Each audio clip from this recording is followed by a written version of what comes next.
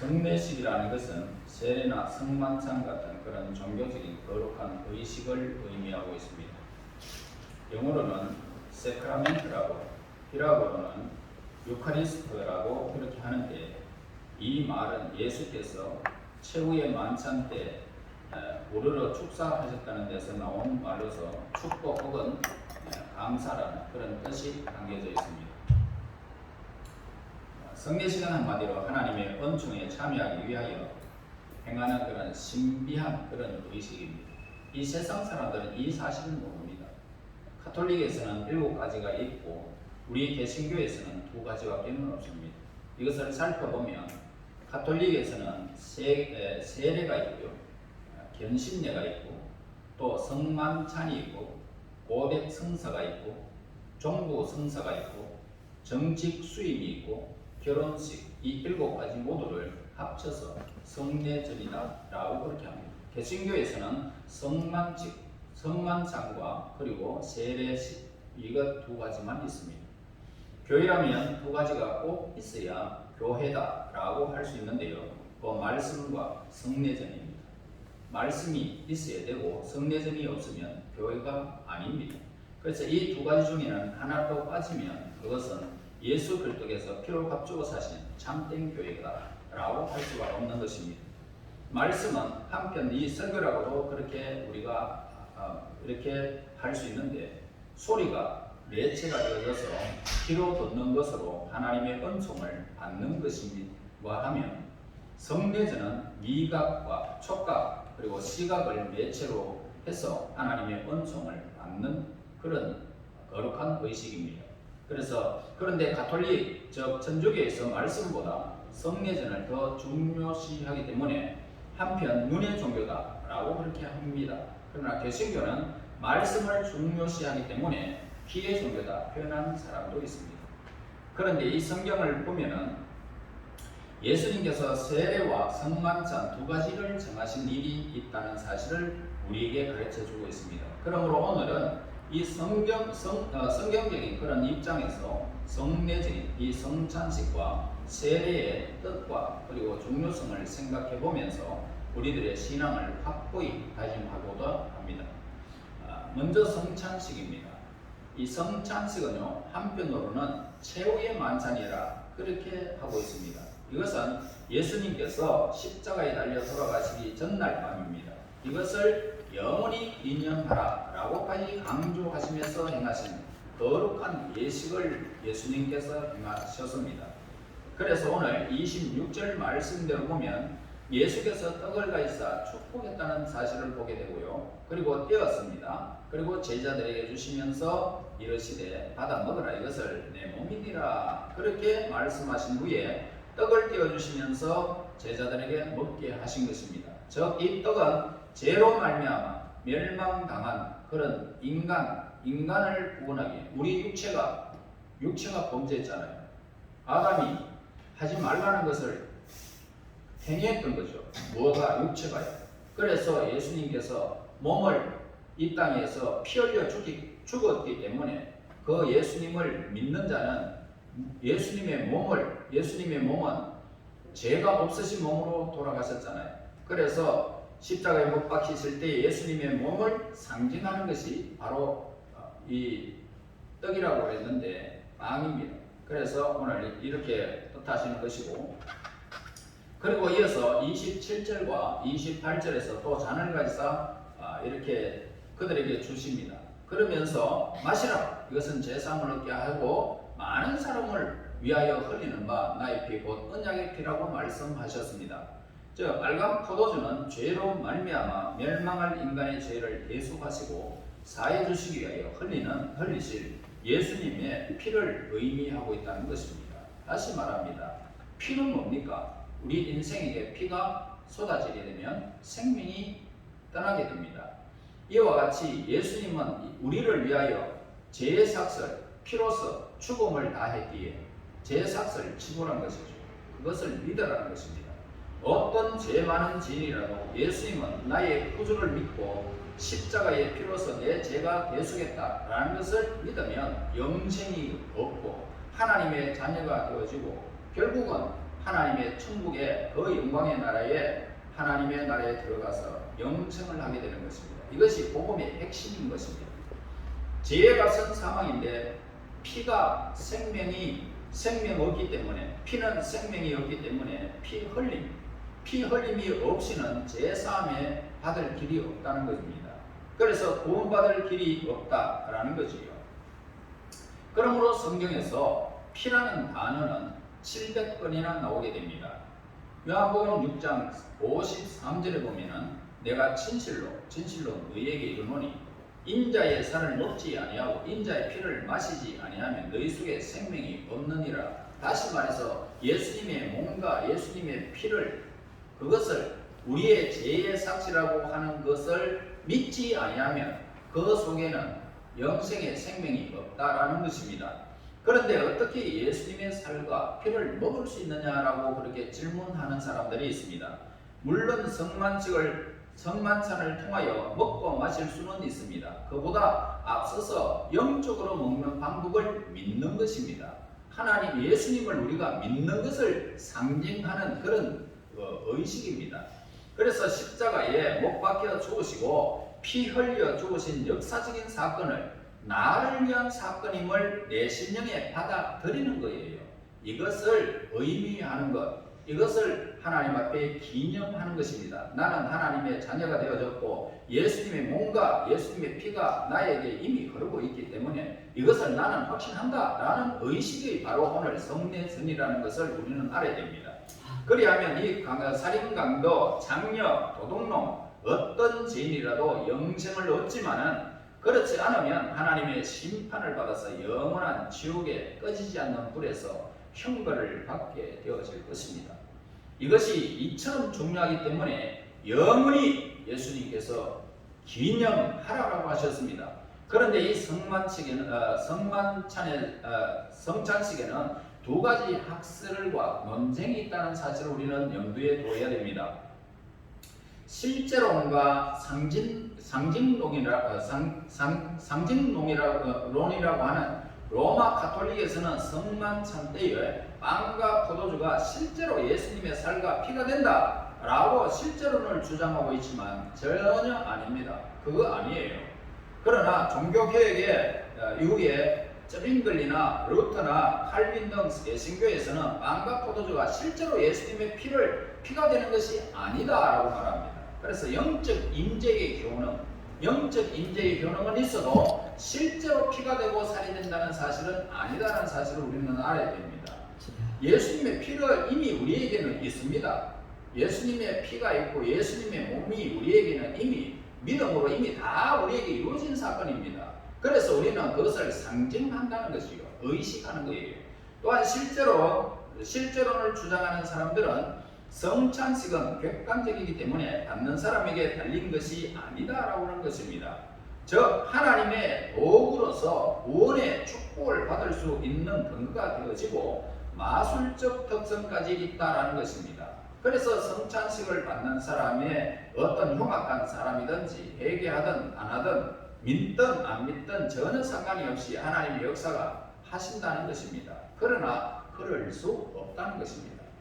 자, 웨스트민스터 소요리 문답 중에는 성례들이 가지고 있는 힘에 의하여 구원받을 수 있는 효과적인 매체로 되어지는 것이 아니라 단지 예수 그리스도의 축복과 믿음으로 그것들을 받는 사람들 내에서 성령의 역사에 의해서만 그러한 매체가 될 수 있다라고 하는 것입니다. 자, 성례전에 대한 이 개신교 신학의 관점을 보면은 첫째로 새로운 계약으로 얻은 은혜를 대표하는 것과 두 번째로는 그 은혜를 확정해 주는 것과 셋째로는 그 은혜를 실제로 적용하는 것입니다. 자, 그 다음에 이제 세례로 넘어가겠습니다. 개신교의 이 성례전의 다른 하나는 뭐냐? 세례라는 것을 보게 됩니다. 세례라는 것은 말 뜻대로 물에 잠긴다는 그런 뜻이 있습니다. 세례의 기원은 유대교에서 종교적 정화를 위해서 물을 사용해 왔고요. 새로운 개종자를 위해서 세례를 준 것입니다. 그래서 세례 요한이나 수환이 이렇게 말하면 나는 너희에게 회개하기 위하여 세례를 주노라 라고 합니다. 그래서 회개를 촉구하면서 세례 요한이 베풀었습니다. 그리고 예수님께서 친히 요단강에 나아가서 세례 요한에게 세례를 받으셨습니다. 자, 죄 없으신 이 하나님의 아들이시지만은 우리의 죄를 담당하실 분으로서 세례를 받으셨다는 것입니다. 우리 인간을 대표해서 받으신 것이죠. 그래서 이 세례가 얼마나 중요하길래 예수님께서 세례 요한에게 세례를 받으시면서 하나님의 의를 이루는 것이 합당하다고 그렇게 말씀하셨습니까? 예수님께서 친히 마지막 군부하실 때에도 이렇게 말씀합니다. 모든 족속으로 제자를 삼아 아버지와 아들과 성령의 이름으로 세례를 주라라고 그렇게 당부하셨던 것입니다. 세례의 의미는 로마서 6장에 나타나는데 3절 4절에서 잘 나타나고 있습니다. 무릇 그리스도 예수와 합하여 세례를 받은 우리는 그의 죽으심과 합하여 세례 받는 줄을 알지 못하느뇨. 그러므로 우리가 그의 죽으심과 합하여 세례를 받음으로 그와 함께 장사되었나니 이는 아버지의 영광으로 말미암아 그리스도를 죽은 자 가운데서 살리심 같이 우리로 또한 새 생명 가운데 행하게 하려 함이니라 라고 그렇게 말씀하셨습니다. 그렇습니다. 세례를 통하여 다시 말해서 우리가 물에 잠긴다는 의식입니다. 자, 우리 개신교에서는 손에 물을 묻혀서 세례를 주지요. 그러니 손에 물이 있다는 것은 머릿속에 이미 물속에 다 잠겨야 그렇게 되는 것이 아니고 물이 머리 위에 있잖아요. 그러니까 물이 이미 잠겼다는 의식을 행하는 거예요. 그래서 그것을 세례다라고 그렇게 말합니다. 다시 말해서 우리가 죄는 다 이렇게 물속에 잠기는 것처럼 이렇게 이렇게 우리의 죄가 잠겨버리고 다시 끝났을 때에 세례가 끝났을 때 물에서 올라오는 것처럼 손을 대게 되면 바로 그 사람이 새 생명을 얻었다는 것입니다. 새로운 생명, 그 뜻으로 세례를 주는 것입니다. 즉 세례는 죄를 씻음을 뜻하는 것이고요. 예수님과 함께 옛사람이 죽어서 장사되어졌다는 그런 뜻입니다. 우리의 죄 삭시 이미 장사됐다는 것입니다. 물속에 잠긴 것처럼. 그럼 이 세례로 죄를 씻음을 받았던 것을 우리가 살펴보면 단순히 물로서 우리의 죄가 씻어진다는 것이 결코 아닙니다. 이것은 바로 예수님의 피로 죄의 사함을 받았다는 신앙의 표시라는 것입니다. 죄 사함을 받았다는 표시를 하는 것이 세례라는 것입니다. 또한 하나님과 사람 앞에서 천사와 마귀 앞에서 신앙 고백을 하는 표로서 세례를 받았다라는 것입니다. 그러므로 세례를 받는데 제일 첫째 조건 되는 것은 뭡니까? 죄 사함을 받고 영생을 얻고 구원을 받았다는 믿음의 표라는 것입니다. 또 옛사람이 죽어 장사되어졌다라는 것을 우리가 살펴보면 예수님께서 십자가에 달리실 때에 우리도 그 안에서 포함되어 죽었다는 의미로 세례된 것입니다. 가령 책갈피에 주보를 꽂아놨다라고 우리가 한번 생각해 봅시다. 그 책에 부산에 가면은 주보도 부산에 가 있고 미국에 가면은 그 주보도 또한 미국에 가 있는 것과 같은 것입니다. 그러므로 무릇 그리스도 예수와 합하여 세례를 받은 우리도 그의 죽으심과 합하여 세례를 받은 줄 알지 못하느냐라고 로마서 6장 3절에 기록하고 있고요. 갈라디아서 2장 20절에 내가 그리스도와 함께 십자가에 못 박혔나니 그런즉 이제는 내가 산 것이 아니요 내 안에 그리스도께서 사신 것이라 라고 말씀하셨어요. 그러니까 그럼 세례는 뭡니까? 바로 예수님의 피와 십자가를 의미한다는 것입니다. 그래서 저 죄 씻음을 받은 것은 예수님의 피로 이루어진 것을 말하고 있습니다. 그래서 하나님 앞에 지은 죄는 예수님의 피로 용서를 받은 것이죠. 그리고 예수님의 피로는 씻지 못할 죄가 없는 것입니다. 모두가 이 세상에 태어날 때부터 마지막 예수님을 맞이하는 그 심판의 날까지 이미 우리의 죄는 다 사하여진 것을 의미하는 것이 세례라는 것입니다. 그러나 우리 속에 계속 죄의 성질이 남아있다. 그리고 또 나타나다. 나타난다는 것은 어떻게 처리해야 됩니까? 라고 이런 질문을 합니다. 우리가 제3을 받았습니다. 세례를 받았습니다. 하나님의 자녀가 되었습니다. 천국에 들어갈 것입니다. 그런데 우리가 살아가는 날 동안 죄가 자꾸 남아서 이 성질이 더러운 성질, 죄의 삭이 자꾸만 내 속에서 나타나는데 그걸 어떻게 처리하면 됩니까? 라는 그런 질문이 있습니다. 그것은 피만 가지고 안 됩니다. 라고 합니다. 곧 무슨 말이냐면 십자가의 능력을 우리는 받아야 된다는 것입니다. 그래서 내가 예수님과 함께 십자가에 못 박힌 것을 믿고 인정하라는 것입니다. 그래서 로마서 6장 6절에서 우리가 알거니와 우리 옛사람이 예수와 함께 십자가에 못 박히신 것은 죄의 몸이 멸하여 다시는 우리가 죄의 종로로 타지 아니하게 하심이니라 라고 하셨어요. 다시 말해서 예수님은 예루살렘에서 사람들을 만나면서 이렇게 말했어요. 너희가 진리를 알지니 진리가 너희를 자유케 하리라. 아니 우리가 아브라함의 자손이고 하나님의 택한 백성이었는데 우리가 종로로 타지 않았는데 어디서 내가 자유한단 말이냐? 라고 질문합니다. 그래서 너희가 아브라함의 자손이든지 뭘 하든지 너희가 나를 알았더라면 진리가 너희를 자유할 수 있다라고 했지만 나를 모르는 까닭에 너희들은 지금 매여 있다는 겁니다. 다시 말해서 진리는 뭡니까? 예수님만이 있으면 죄에서 자유했다는 말입니다. 무슨 말인지 여러분 이해하셔야 됩니다. 예수님은 진리잖아요. 그래서 예수님을 믿고 있었다면 죄에서 자유했다. 이 사실을 믿는 게 뭐예요? 세례고 성만찬이에요. 아멘. 여러분 얼마나 감격스럽습니까? 우리가 이 땅에서 내 살아가면서 제 삭시가 올라와가지고 내 더러운 성질도 올라오고 그렇지만 이미 다 우리는 죄와 상관이 없는 자란 말입니다. 아멘. 여러분 이해하셔야 돼요.